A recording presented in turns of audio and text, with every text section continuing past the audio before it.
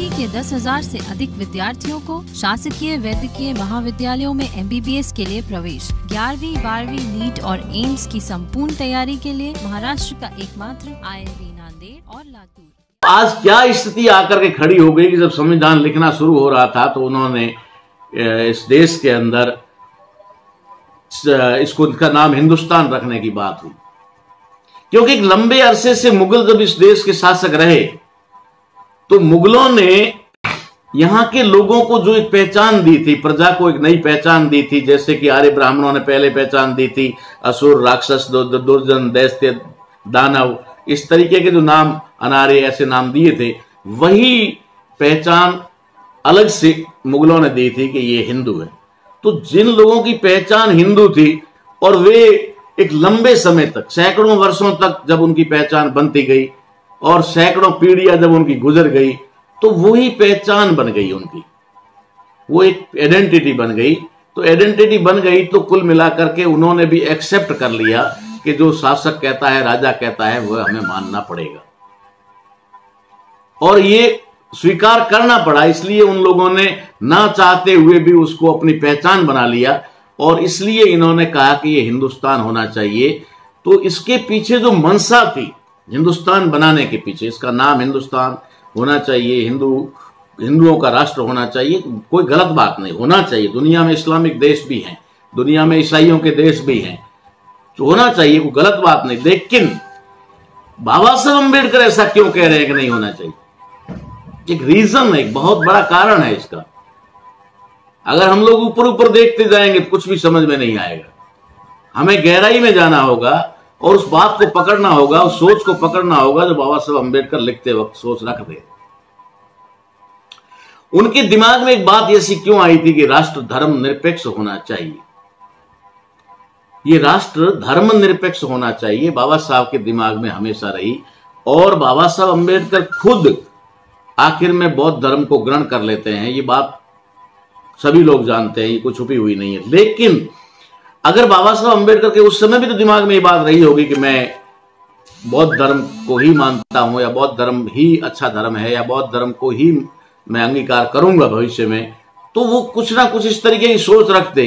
लेकिन उन्होंने इस देश को धर्म निरपेक्ष बनाने का पूरा प्रयत्न किया और उसमें वो सफल भी रहे, जिसमें बहुत सारे आपको प्रमाण आपको आगे मिलेंगे।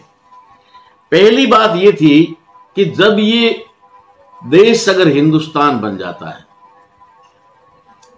या फिर इसका नाम हिंदुस्तान होता है और भविष्य में आगे चलकर ये हिंदू राष्ट्र बन जाता है, तो जो तथाकथित हिंदू है, जिनकी पहचान हिंदू बनी हुई है, उन लोगों को, क्योंकि तथाकथित हिंदू शब्द क्यों इस्तेमाल कर रहा हूं, तथाकथित जानबूझकर इस्तेमाल कर रहा हूं, क्योंकि वे रियल में हिंदू नहीं है, इसलिए मैं तथाकथित शब्द इस्तेमाल कर रहा हूं। तथाकथित हिंदुओं के धर्मगुरु तो सिर्फ और सिर्फ ब्राह्मण है, और जिन ब्राह्मणों की इजाजत के बिना, मर्जी के बिना, जिन हिंदुओं के बच्चों के नाम नहीं रखे जा सकते, जिनकी शादियों की तारीखें तय नहीं हो सकती, जिनके मकान की नींव नहीं रखी जा सकती, जिनके मकान में बने मकान में गृह प्रवेश नहीं हो सकता, जो बिना ब्राह्मण की अनुमति के कोई बिजनेस व्यापार शुरू नहीं कर सकता, यहां तक कि पशुओं का बाड़ा बनाने के लिए भी ब्राह्मण से पूछना पड़ता है कितने बजे और कब और किस दिशा में बनाया जाए। अगर ये हिंदुओं की दशा है तो जब ये हिंदू राष्ट्र बनता है, जब ये हिंदुस्तान बनता है, तो इस देश में मूल रूप से सत्ता में कौन आने वाला है? क्या वे लोग जो अपने बच्चों का नाम रखने के लिए ब्राह्मण के पास जाते हैं? क्या वे लोग जो अपने पशुओं का बाड़ा बनाने के लिए भी ब्राह्मण के पास जाते हैं? वे लोग इस देश के ऊपर काबिज होंगे? वे लोग इस देश की सत्ता और हुकूमत पर रहेंगे? नहीं, कभी भी नहीं। ये मनसा उनकी थी कि हम अगर इसको हिंदुस्तान बनाते हैं तो ये तथाकथित कहे जाने वाले हिंदू जो हमारे गुलाम हैं, हमारे धर्मशास्त्रों के बिना ये कुछ नहीं कर सकते, और इनके अंदर हमने हमारे पुरखों का यानी भगवान का इतना भय डाल दिया है कि ये कुछ भी नहीं कर सकते। ऐसी स्थिति में ये हमारे गुलाम रहेंगे और हम सत्ता पे काबिज और हुक्मरान रहेंगे। ये उनकी मंशा थी, इसलिए ये लोग हिंदुस्तान कर रहे थे और इसको हिंदू राष्ट्र बनाने की बात कर रहे थे। ये आरएसएस का सबसे बड़ा एजेंडा है जो मैं आपके सामने एक्सपोज कर रहा हूं। उन्होंने ये हमेशा कहा ये हिंदू राष्ट्र होना चाहिए। बाबा साहब अंबेडकर ने कहा ये कोई पर्टिकुलर किसी जो है धर्म का देश नहीं होगा। क्यों नहीं होगा? इसके पीछे बड़ी सोच बताता हूं आपको। बाबा साहब अंबेडकर इस बात को भी जानते थे कि इस देश में रहने वाले सभी धर्मों में जहां तक हो सके 98 और 99%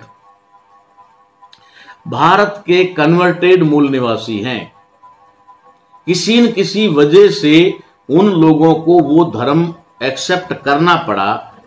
किसी का बौद्ध धर्म मूल था, किसी का जैन धर्म मूल था, लेकिन बाहर से आए हुए धर्म इस्लाम और क्रिश्चियन को अपनाना उनकी कहीं न कहीं कोई मजबूरी रही, कहीं न कहीं पर उनका जो है कोई न कोई कारण रहा है जिसकी वजह से उन्होंने उस धर्म को एक्सेप्ट किया है। वरना मूल रूप से उनकी जो पहचान है वो तो मूल निवासी है, यानी इंडिजिनस पीपल ऑफ इंडिया है। वे भारत के लोग हैं, वे भारत के लोग हैं। वे ईसाई बन गए, वे मुस्लिम बन गए, वे सिख बन गए, वे बुद्धिस्ट तो हैं ही मूल रूप से। ये जो या हिंदू उनको बना दिया गया, ये सारी चीजें बाबा साहब अंबेडकर जानते थे। इसलिए बाबा साहब अंबेडकर ने उसके लिए कहा कि ये देश किसी एक धर्म का नहीं हो सकता, क्योंकि सभी धर्मों में भारत के मूल निवासी लोग हैं और किसी एक धर्म को मान्यता देकर दूसरे लोगों के साथ में अन्याय नहीं किया जा सकता, उनके साथ किसी प्रकार का अत्याचार नहीं हो सकता। इसलिए बाबा साहब अंबेडकर इस नाम को लेकर के 17 दिन तक संविधान सभा में बहस करते हैं। 17 दिन एक भारत का देश का नाम क्या होना चाहिए, इस नाम को लेकर कम नहीं 17 दिन तक डिबेट हुई।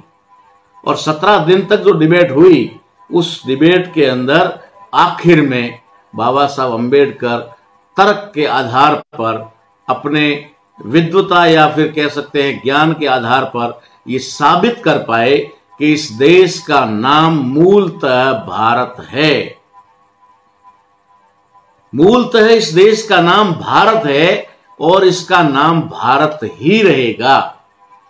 जिसको अंग्रेज इंडिया कहते हैं, अंग्रेजों के पास में इस शब्द कहां से आया होगा, कैसे लाया होगा, ये अलग डिबेट और विषय का मामला है। लेकिन यहां ये बात साबित होती है कि अंग्रेजों ने इसको जो आइडेंटिटी दी वो इंडिया दी, इंडिया, और यहां के लोगों को उन्होंने कहा इंडियन। अगर ऐसा अंग्रेजों ने कहा तो वो अंग्रेजों द्वारा दी हुई पहचान, अंग्रेजों के द्वारा दी हुई पहचान जो है वो इंडिया है, लेकिन मूल रूप से ये देश भारत है। मूलतः ये देश भारत है। और बाबा साहब अंबेडकर इस बात को मनवाने में सफल हुए और उन्होंने इस देश का नाम जब लिखा गया तो ये लिखा गया इंडिया, दैट इज भारत। अब एक चीज इसके अंदर और आती है, ये एक षड्यंत्र जिसको मैं उजागर कर रहा हूं। मैंने आपको कई बार और भी पहले निवेदन किया है कि शब्दों का षड्यंत्र ब्राह्मण और उसका हथियार है, सबसे बड़ा हथियार है उसका शब्द।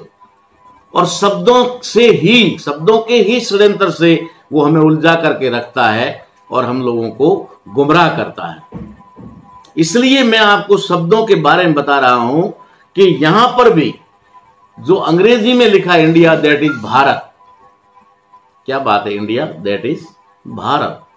अब अंग्रेजी का तो मैं इतना विद्वान तो नहीं हूं, लेकिन कुछ काम की चीजें जरूर खोज के निकाल देता हूं कि भाई आखिर में कहीं ना कहीं आवश्यकता है तो उसको समझना तो पड़ेगा। बहुत सारे लोग विद्वान लोग भी हैं, ऐसा नहीं है कि नहीं, अंग्रेजी में बहुत सारे जानते हैं, लेकिन मैंने उन्हीं लोगों से भी कंफर्म किया भाई ये क्या है, मामला क्या है। तो वहां एक शब्द आता है इंडिया दैट इज भारत। अब आप इसको इंडिया कहें, हाँ एक बात हम मान सकते हैं कि पूरे वर्ल्ड में पूरी दुनिया के अंदर इसको भारत नाम से नहीं जाना जाता, इसको इंडिया के नाम से जाना जाता।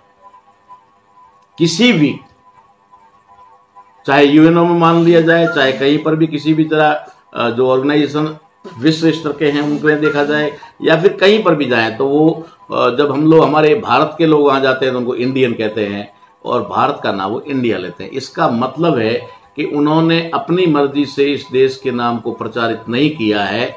यहां हमारी भी कुछ भूमिका रही है, हमारी भी कुछ भूमिका रही है कि हमने इसको इंडिया प्रसारित किया। आज जो लोग ये कह रहे हैं कि इंडिया कहना या इस देश का नाम इंडिया संबोधित करना गुलामी का प्रतीक है, यानी कि गुलामी का एहसास करवाता है। अरे समझदारों, बेवकूफों तो कहूंगा नहीं मैं आपको, समझदारों पहले ये तो बताओ कि तुम्हारे पुरखों ने अंग्रेजों को भारत में आमंत्रित किया, ईस्ट इंडिया कंपनी को भारत में ला करके व्यापार के बहाने ला करके काबिज किया, और उन्हीं अंग्रेजों के तलवे चाटते चाटते तुम्हारे पुरखे मर गए, उन्हीं अंग्रेजों से माफी मांगते मांगते तुम्हारे पुरखे मर गए। और वे ही लोग आज कह रहे हैं कि ये गुलामी का एहसास करवाता है, इसलिए इस शब्द को हटा देना चाहिए। अरे पहले भारत के प्रियम्बल को, संविधान को पढ़ तो लो, उसके पहले आर्टिकल को पढ़ तो लो, उसका मीनिंग निकाल तो लो। यहां पर ऐसा नहीं किया गया है कि इंडिया और भारत, जिसको हिंदी में कहा जाए इंडिया या भारत, नहीं है। ये हमारे लोगों को भी समझने की जरूरत है, खाली उनके लिए नहीं कह रहा हूं, हमारे लोगों को भी नॉलेज उतना ही है जितना उन्होंने किताबों में पढ़ा या फिर उनके पास में आया। उन्होंने कभी अपनी विवेक बुद्धि का इस्तेमाल नहीं किया, उन्होंने कभी भी उन शब्दों के ऊपर ज्यादा डीपली, गहराई से सोचा नहीं, बस सिंपली पढ़ लिया, छोड़ दिया। इंडिया अंग्रेजी में है, हिंदी में भारत है। अरे इंडिया अंग्रेजी में नहीं है, इसका अंग्रेजी में और हिंदी में कहीं पर भी नाम सिर्फ भारत ही है। इस सेंटेंस को अगर पढ़ लोगे तो आप लोगों को समझ में आ जाएगा। और अगर कोई ज्यादा अंग्रेजी का विद्वान है तो मुझे भी इसमें समझा दे, थोड़ा बहुत मुझे भी इसका, मेरा भी ज्ञान बढ़ा दे कि इंडिया दैट इज भारत, जिसको हिंदी में कहा गया है इंडिया अर्थात भारत, यानी जिसको अंग्रेज इंडिया का नाम से पुकारते थे वो भारत है। इसका मतलब है कि इंडियन कॉन्स्टिट्यूशन के आर्टिकल 1 में जो देश का नाम लिखा गया वो सिर्फ भारत है। उस भारत को ही पूरी दुनिया में प्रसारित करना चाहिए था, भारत को ही भारत के अंदर भी लोगों को इस्तेमाल करना चाहिए था। जैसे पाकिस्तान है तो एक ही देश का एक नाम है और उसके अंदर रहने वाले लोग पाकिस्तानी हैं। यहां पर उन्होंने जानबूझ करके ऐसा किया कि यहां पब्लिक की दो आइडेंटिटी बनाई, अंग्रेजी में इंडियन और हिंदी में भारतीय, क्योंकि वो उस समय बाबा साहब की विद्वता के सामने सफल नहीं हो पाए। इसलिए उन्होंने आगे षड्यंत्र बनाया कि आगे चलकर हमें क्या करना है। इसलिए बाबा साहब अंबेडकर ने जो लिखा India that is Bharat, India अर्थात भारत, यानी कि जो आज तक इंडिया था अब वो भारत है, समझने की कोशिश करनी चाहिए। ऐसा नहीं है कि मेरे पास ही ज्ञान है, मैं तो अपना जो विश्लेषण है वो बता रहा हूं। मैंने जो विश्लेषण किया है इन शब्दों का, कैसे ये शब्द बनाए गए, क्यों उसमें डाले गए, बहुत सारी चीजें हैं संविधान के अंदर, बहुत सारी चीजें हैं जो बाबा साहब अंबेडकर ने इस तरीके से डाली है जिससे अच्छे भले संविधान के विशेषज्ञ भी समझ नहीं पाए हैं। मैं तो समझने की बात दावा नहीं कर रहा हूं, लेकिन मैं कोशिश कर रहा हूं, उसमें से कुछ कुछ मुझे मिल रहा है और जो मिल रहा है वो मैं आपके सामने लाने का प्रयास करता हूं। तो इंडिया दैट इज भारत, यानी कि जो बाबा साहब अम्बेडकर संविधान लिखते वक्त ये कह रहे हैं कि जो अब तक इंडिया के नाम से जाना जाता था अब वो भारत होगा। पूरा सेंटेंस अगर पढ़ेंगे तो आपको पता लग जाएगा, India that is Bharat shawl B union of states, अगर वो राज्यों का संघ है, होगा, ऐसा वो कह रहे होगा, ठीक है ना, शैल बी का मतलब होगा। इसका मतलब है जो इंडिया था वो अब भारत होगा। जागृती न्यूजला आपण प्रथमच पाहत असाल तर जागृती न्यूजला शेअर, लाईक, सबस्क्राईब करा, जेणेकरून मीडियामध्ये काम करणाऱ्या लोकांना प्रोत्साहन मिळेल। आणि हो, नेहमी जागृत रहा।